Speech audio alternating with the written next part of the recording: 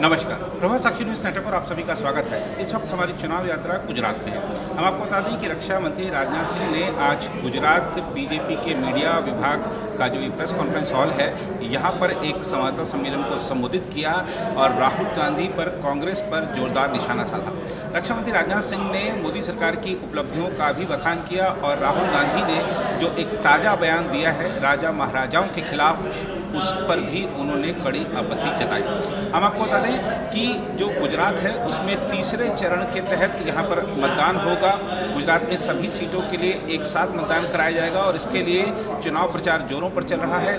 जो केंद्रीय नेता हैं बीजेपी के, वो लगातार यहाँ पर आ रहे हैं। प्रधानमंत्री नरेंद्र मोदी की भी 6 रैलियाँ और प्रस्तावित हैं यहाँ पर।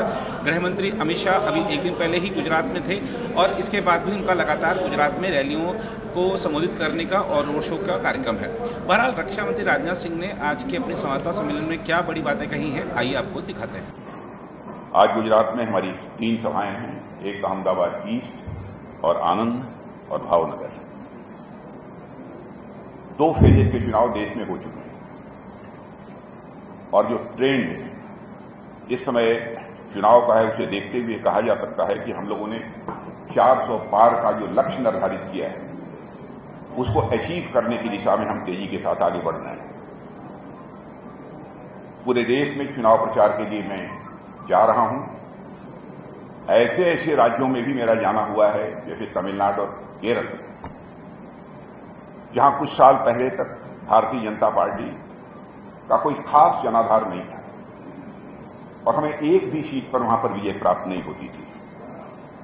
मैं कह सकता हूं कि वहां बीजेपी केवल मजबूती के साथ लड़ ही नहीं रही है, बल्कि कई सीटों पर हम वहां पर विजय हासिल करेंगे। मैं पूरी तरह से कॉन्फिडेंट हूं। साथियों, ये 2024 का चुनाव बीजेपी पिछले 10 वर्षों की जो हमारी उपलब्धियां हैं, गुड गवर्नेंस यानी सुशासन और साथ ही साथ विकास और इनके साथ साथ प्रधानमंत्री की लोकप्रियता, विश्वसनीयता और उनके शानदार ट्रैक रिकॉर्ड के आधार पर हम लोग ये चुनाव लड़ रहे हैं। साथियों, इस देश को लंबे समय से एक ऐसे नेतृत्व की तलाश थी जो आजाद भारत को विकसित देश की कतार में ले जाकर खड़ा कर सके। वह मोदी जी के रूप में भारत को मिल गया है। आज भारत के विकास की रफ्तार दुनिया की बड़ी अर्थव्यवस्थाओं में सबसे अधिक है, माने फास्टेस्ट ग्रोइंग इकोनॉमी हमारे इंडिया की है। और आप सबको जानकारी है कि 2014 तक जहां भारत इकोनॉमी की साइज के मामले में दुनिया के देशों में 11th पोजीशन पर था, वह जंप लेकर आज 5th पोजीशन पर पहुंच गया है। और मैं ही नहीं बल्कि इंटरनेशनल सारी फाइनेंशियल फर्म्स इस बात का दावा कर रही हैं कि भारत यदि इसी तरीके से आगे बढ़ता रहा तो 2027 आते आते वर्ल्ड की टॉप 3 कंट्रीज में से खड़े होने से दुनिया की कोई ताकत रोक नहीं सकती है। मैं मानता हूं उसके कई कारण हैं, पर सबसे बड़ा कारण है एक हमारे पास स्ट्रांग और क्रेडिबल लीडरशिप जो मोदी जी के रूप में हमारे पास है। मैं कह सकता हूं उनके पास विजन भी है, मिशन भी है और साथ ही साथ पैशन भी। लेकिन कांग्रेस के पास क्या है, यदि इसके बारे में मुझे कहना हो तो मैं कह सकता हूं न नेता है, न नीति है और न तो नीयत है। गरीबी समाप्त करने की बात चाहे पंडित जवाहरलाल नेहरू जी रहे हों, चाहे श्रीमती इंदिरा गांधी रहे हों, चाहे राजीव गांधी जी रहे हों, चाहे मनमोहन सिंह जी रहे हों, सबने कही। लेकिन गरीबी को इस भारत से वह दूर नहीं कर पाए 50 वर्ष से अधिक समय तक शासन करने के बावजूद। लेकिन सारा विश्व सच्चाई को जानता है कि पिछले 8-9 वर्षों में ही 25 करोड़ लोगों को गरीबी रेखा से बाहर करने में स्वतंत्र भारत के इतिहास में पहली बार किसी सरकार ने कामयाबी हासिल की है। तो हमारी सरकार ने कामयाबी हासिल की है। इंटरनेशनल मॉनेटरी फंड की यह रिपोर्ट है कि आज भारत में गरीबी सबसे निचले स्तर पर है। लेकिन हम इतने से ही संतुष्ट नहीं हैं। गरीबी को हम लगभग समाप्त करना चाहते हैं और हमारा टारगेट है कि with in 5 to 10 year Bharat से गरीबी को हम पूरी तरह से समाप्त करने में कामयाब होंगे। कांग्रेस इस दृष्टि से कुछ नहीं कर पाई, लेकिन मैं देशवासियों को कहना चाहता हूं इस संबंध में कोई करेगा तो हम लोग करेंगे। लोकसभा के चुनाव परिणाम का जहां तक प्रश्न है, सूरत ने इसका श्रीगणेश कर दिया है। निर्विरोध हमारे प्रत्याशी की विजय यहां पर हुई है, लेकिन कांग्रेस आरोप लगा रही है हम लोगों के ऊपर। इस समय देश में लोकतंत्र खतरे में। अब यह बात हमारी समझ में नहीं आती है, आधार क्या है यह आरोप लगाने का? क्योंकि इसके पहले भी लोकसभा में 28 सांसद निर्विरोध निर्वाचित हो चुके हैं, जिनमें कांग्रेस के बीच है, समाजवादी पार्टी और नेशनल कॉन्फ्रेंस के भी दो हैं। इसके अतिरिक्त भी अन्य बाकी दलों के भी लोग इसमें शामिल हैं। मैं मानता हूं कि हार की हताशा में कांग्रेस इस प्रकार के कुतर्क दे रही है और कांग्रेस कहती है कि इस समय देश में लोकतंत्र संकट में है, लोकतंत्र खतरे में है। लेकिन मैं बताना ही नहीं चाहता, सारे देशवासियों को इस बात की जानकारी है। इमरजेंसी लाकर लोकतंत्र की हत्या करने का काम यदि किसी ने इस देश में किया है, अपराध किया है, तो कांग्रेस ने किया है। फंडामेंटल राइट्स को सस्पेंड किया तो कांग्रेस के राज में हुआ है। 18 महीने तक हम सब सारे लोगों को जेल की हवा खानी पड़ी है। और मैं यह भी कहना चाहता हूं, इलेक्टेड गवर्नमेंट, चुनी हुई हमारी प्रदेश सरकारों को सर्वाधिक यदि किसी ने भंग किया है तो कांग्रेस ने किया है।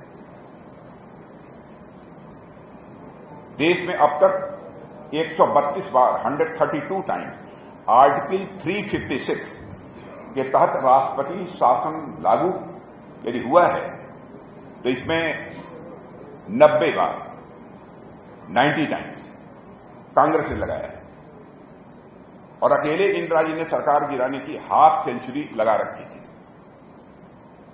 और आरोप हम लोगों के ऊपर लगाया जा रहा है कि हम लोग लोकतंत्र का गला घोट रहे हैं। मैं कांग्रेस के दोस्तों से पूछना चाहता हूं, आप ये बतलाइए कि हमारी गवर्नमेंट ने, हमारे प्राइम मिनिस्टर ने कहीं एक भी इलेक्टेड गवर्नमेंट को टॉपल डाउन करने का, उसको गिराने का काम किया हो? एक भी ऐसी कोई गवर्नमेंट हो? भ्रष्टाचार के खिलाफ कार्रवाई यदि होती है तो उसको भी बताते हैं कि देश के लोकतंत्र के लिए गंभीर संकट पैदा हो गया, देश के लोकतंत्र के लिए खतरा पैदा हो गया। यदि ईडी ने गलत किया है तो आप अदालत जा सकते हैं, कोर्ट जा सकते हैं। यदि गलत किया है तो कोर्ट से आपको रिलीफ मिलनी चाहिए, नहीं मिलती है तो इसका क्या कारण है?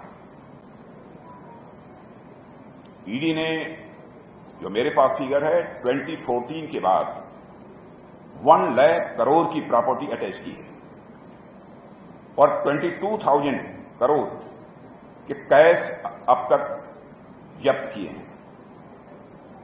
लेकिन 2014 के पहले ईडी ने केवल 34 लाख रुपए कैश ये जब्त किए थे। साथियों, यूपीए के 10 साल में भ्रष्टाचार का ओलंपिक खेल खेला गया कांग्रेस की हुकूमत में, और उसकी सबसे बड़ी ऑर्गेनाइजर कोई पॉलिटिकल पार्टी थी तो वह कांग्रेस थी। वैसे तो 2036 में हम लोग भारत में ओलंपिक हो रहा है और उसका आयोजन करेंगे और इसकी चर्चा हम लोगों ने अपने संकल्प पत्र में भी इस बार की है।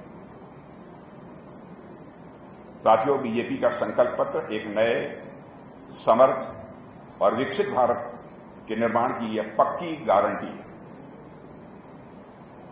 जबकि कांग्रेस का घोषणा पत्र विभाजनकारी और मैं मानता हूं तुष्टीकरण से भी यह प्रेरित है। साथियों, आजादी के समय महात्मा गांधी ने कहा था अब इस कांग्रेस को समाप्त कर देना चाहिए, मगर उनकी बात कांग्रेस ने नहीं मानी। तो मैं समझता हूं कि अब जनता ने ये सोच रखा है, निर्णय ले रखा है। जो महात्मा गांधी जी ने कहा था कांग्रेस को समाप्त करने की बात, तो इन लोगों ने समाप्त नहीं किया है, लेकिन अब हमें ही इस कांग्रेस को समाप्त करना पड़ेगा। मुझे लगता है जनता ही अभी कांग्रेस को समाप्त करने पर का निर्णय ले चुकी है। साथियों, एक गरीब परिवार में जन्मा व्यक्ति जिसके पास कुछ नहीं था, वह अपनी क्षमता, प्रतिभा और विश्वसनीयता के आधार पर देश का तीसरी बार प्रधानमंत्री बनने जा रहा है। यह है भारत के लोकतंत्र की ताकत। मेरा यह मानना है कि 2024 का चुनाव भारतीय लोकतंत्र की मजबूती, विश्वसनीयता का एक अकाट्य यह प्रमाण बनने जा रहा है। मेरी निश्चित मान्यता है। भारत के बारे में एक अमेरिकी राजदूत का कोट है जो मैं आप लोगों के सामने रखना चाहता हूं। एरिक गार्सेटी, अमेरिकन एम्बेसडर ने एक कॉन्फ्रेंस को संबोधित करते हुए उन्होंने यह कहा है, if you want to see the future, come to India. If you want to feel the future, come to India. If you want to work on the future, come to India. माने international committee में भारत के प्रति कैसी यह धारणा बनी हुई है, उसकी यह एक मिसाल है। और मैं एक नज़ीर और आपके सामने पेश करना चाहूंगा। पहले अमेरिका में लोग जब किसी बड़ी कंपनी में सीईओ की नियुक्ति करनी रहती थी, सवाल ये पूछते थे, सवाल क्या पूछते थे? सीधे सीधे कहते थे कि आप चूंकि इंडियन है इसलिए आप सीईओ नहीं बन सकते। लेकिन अब कहा जाने लगा है, अब जाने लगा कि आप सीईओ नहीं बन सकते क्योंकि आप इंडियन नहीं हैं। एक इतना बड़ा चेंज हमको देखने को मिल रहा है। और आज दुनिया की कंपनियों की सूची में हर 10 बड़ी कंपनी में एक सीईओ यदि किसी देश का है तो भारत का है। यह हमारी एक मेजर अचीवमेंट है जो कि पिछले 10 वर्षों में हम लोगों ने मोदी जी की लीडरशिप में हासिल की है। और भारत का इस प्रेशर तो इंटरनेशनल कम्युनिटी में तेजी के साथ बढ़ा ही है, सारी दुनिया स्वीकार करती है। तो मित्रों, मेरी तरफ से बस इतनी ही बात है। आप लोग कुछ पूछना चाहें?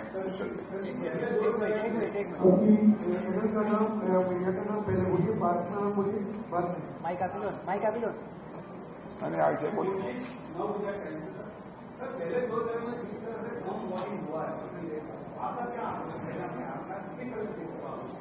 देखिए, इंडी अलायंस के जो लोग हैं मतदाता, उनको भी लगता है कि इंडी अलायंस किसी भी सूरत में सरकार बनाने की स्थिति में नहीं है।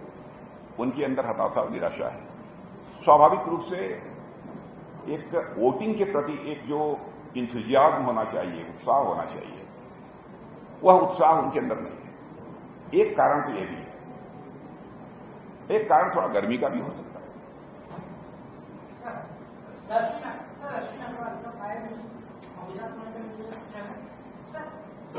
अखिल भारत महामंडलेश्वर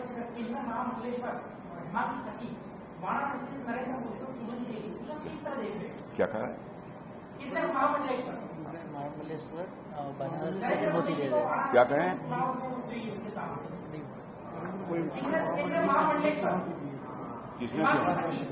किसने चुनौती दी? प्रधानमंत्री के सामने लड़ रहे हैं सर, आपको पता नहीं? बनारस में चुनाव लड़ेंगे महामंडलेश्वर। अरे चुनाव देखिए, मुझे जानकारी नहीं है, लेकिन चुनाव तो कोई भी लड़ सकता है। नहीं तो सर, एक चुनाव मैदान में उनकी बात लेनी होती है, उनका जो एजेंडा है और वो बड़ी चुनौती है। चुनौती होगी, उनके लिए होगी, हम लोगों के लिए चुनौती नहीं है।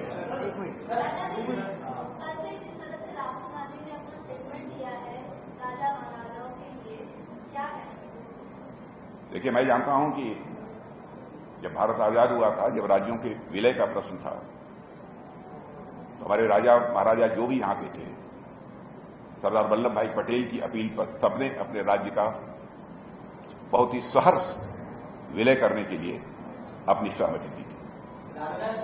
सर, प्रधानमंत्री का भी बयान आया है राहुल के बयान के बाद।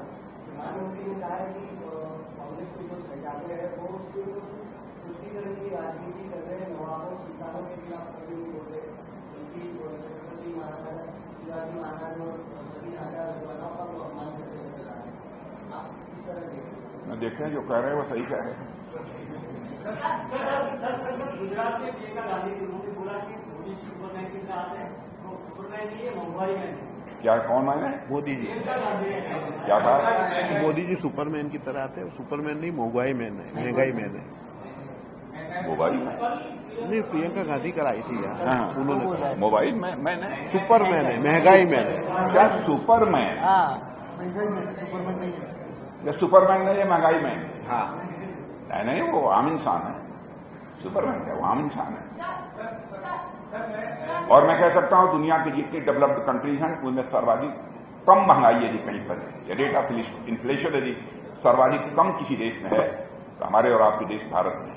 कांग्रेस में आए हुए लोगों को पद दिए जाते हैं, टिकट दी जाती है, परंतु जिनकी पटेल और जो भारत में है वो साइड किया जाता है। अब ये लोकल लोगों से यहां सवाल पूछिएगा। इससे भारतीय जनता पार्टी का विस्तार इतनी तेजी के साथ हुआ है कि भारतीय जनता पार्टी आज विश्व की सबसे बड़ी पॉलिटिकल पार्टी बन गई है।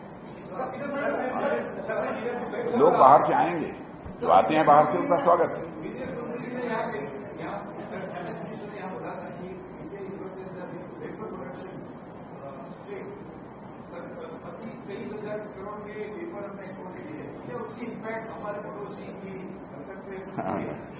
वैसे यह सच है कि 2014 में हम लोग जो डिफेंस आइटम्स होते थे उनका केवल 600 करोड़ का एक्सपोर्ट करते थे, लेकिन इस बार हम लोगों ने मोर देन 21,000 करोड़ का डिफेंस आइटम्स का एक्सपोर्ट करने में कामयाबी हासिल की, और यह हमारा एक मेजर अचीवमेंट है।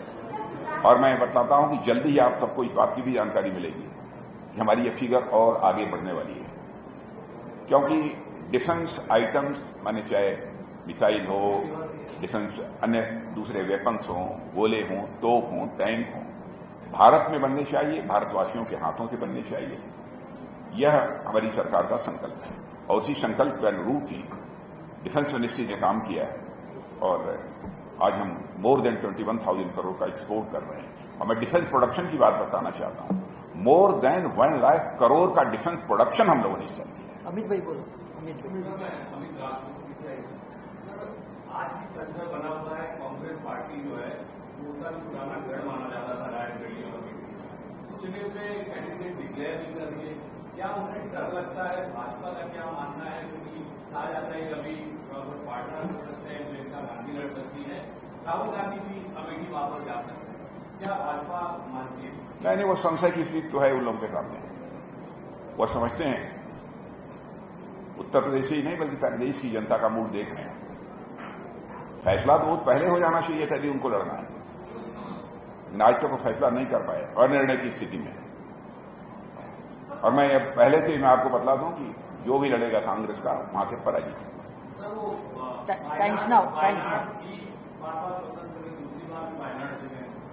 अब देखिए पहले कहां से वो लड़ते हैं अमेठी से नहीं लड़ते हैं, इसका फैसला होने दीजिए पहले, उसके बाद ही मैं कमेंट कर पाऊंगा। तब मैं कहूंगा कि वायनाड के साथ क्या किया है उन्होंने। कांग्रेस की बात करें तो दिल्ली हो या हरियाणा हो, कांग्रेस में आज सुबह से बवाल मचा हुआ है कि बदलाव को लेकर कांग्रेस के जो अध्यक्ष है रविंद्र सिंह मोदी वो इस्तीफा दे चुके हैं, उनको मनाने की कोशिश की, क्या चल रहा है? यानी मनाए हो आप क्या? अब यह तो उनका अंदरूनी मामला है, तो चलता रहेगा। देखिए वहां पर कांग्रेस तो इसमें हताशा और निराशा की स्थिति है। अब किसी भी दल में अथवा किसी भी संगठन में भी हताशा और निराशा की स्थिति पैदा होती है तो स्वाभाविक रूप से अंतर्कलह वहां बढ़ता है।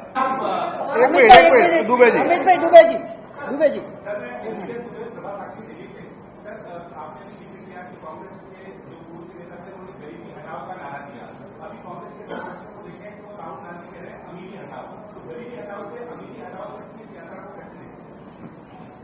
उन्होंने संपत्ति के विभाजन की बात कही, उन्होंने कहा इसका एक्सरे कराए, संपत्ति के विभाजन की बात उन्होंने कही। Last question.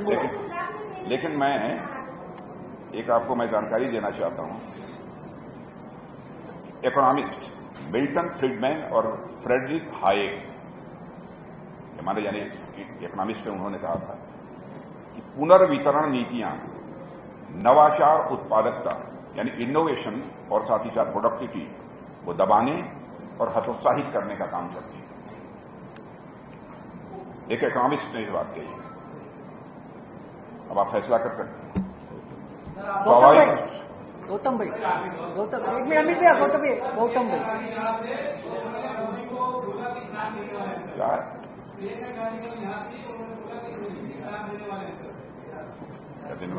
ज्ञान देने वाले अंकल है, ज्ञान देकर चले जाते हैं। ज्ञान देकर चले जाते हैं। मैं उसी ज्ञान के कारण ही आज भारत का मस्तक सारी दुनिया में ऊंचा हुआ है। उत्तर प्रदेश से आप आते हैं, उत्तर प्रदेश से भी आप चुनाव करते हैं, किस तरह का माहौल है वहां पर, और योगी जी का वहां पे बहुत ज्यादा लोगों की डिमांड है, क्या इस बार 2014 से भी पार हो जाएगी? पक्की, पक्का। शायद उत्तर प्रदेश में अपोजिशन को 1-2 सीटें मिल जाए तो मिल जाए, नहीं तो उसकी भी संभावना नहीं। एक एक करके पूछिए तो मैं जवाब देता।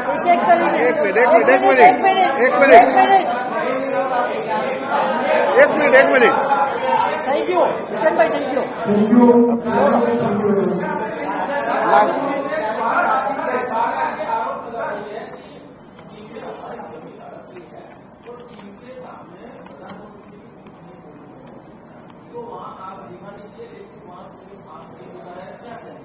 ज्ञान जी, हर सवाल का जवाब उनके नहीं देना चाहिए। भारत अब कमजोर भारत नहीं रहा। भारत सैन्य दृष्टि से भी एक ताकतवर देश बन चुका है। वैसे भारत का जहां तक प्रश्न है, अपने पड़ोसी देशों के साथ हम अच्छे रिश्ते बनाकर रखना चाहते हैं। जो कुछ इश्यूज हैं उन पर इस समय भारत और चाइना के बीच बातचीत ठीक तरीके से चल रही है, अच्छे माहौल में बातचीत चल रही है। मैं समझता हूं कि बातचीत के निष्कर्षों की हमको प्रतीक्षा करनी चाहिए, लेकिन भारत कहीं झुका नहीं है, इतना मैं देशवासियों को आश्वस्त करना चाहता हूं। और न भारत कभी झुकेगा, यह भी मैं देशवासियों को आश्वस्त करना चाहता हूं। Last question. सर, हमने कांग्रेस के मैनिफेस्टो में छुट्टी करने की बात की, उसको उन्होंने प्रधानमंत्री को चुनौती दी है कि हमारे मैनिफेस्टो में कोई चुनौती की बात नहीं है, मुस्लिमों को कोई देश की संपत्ति देने की बात नहीं की है। तो वो जो उन्होंने बात की, वो इनहेरेंस टैक्स है, उसको लेकर की है, उसके लिए नहीं, अपीजमेंट की पॉलिसी कांग्रेस की प्रारंभ से ही रही है। भारतीय जनता पार्टी की जहां तक पॉलिसी का सवाल है, कभी भी अपीजमेंट की पॉलिसी हमारी नहीं रही है। हमारी policy justice to all, appeasement of none. तुष्टीकरण किसी का नहीं, न्याय सभी।